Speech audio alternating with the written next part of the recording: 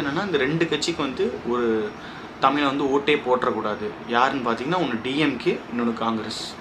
ஏன்னா ஆமாம், இங்கேருந்து அமைதிப்படையை அனுப்பி வந்து என் ஈழத்தமிழர்களுக்கு வந்து அங்கே வந்து வன்புணர்வு பண்ணுச்சு அப்படின்னு சொல்கிறாரு.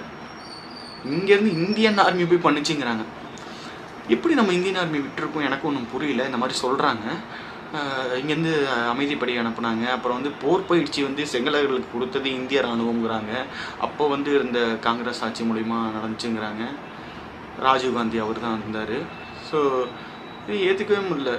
எப்படி இது பண்ணாங்க அப்படிங்கிறத சொல்கிறார் அவர் தான். திமுக வந்து அப்போ வந்து நினச்சிருந்தா வந்து பண்ணியிருக்கலாம், தடுத்துருக்கலாம் இலங்கை போகிறாங்கிறாங்க. ஏன்னா கருணாநிதி ஐயா அவர்கள் வந்து ஒரு டைமில் டெல்லியில் இருக்கும்போது வந்து கேட்டிருக்காங்க. அப்போ தான் வந்து இலங்கை போரில் வந்து நம்ம பிரபகன் ஐயா வந்து இறந்துட்டாங்க அப்படின்னு சொல்லும்போது வந்து ஒரு தெருவில் மங்கள இசை கேட்கும்போது இன்னொரு தெருவில் சாவு இசை கேட்கும்.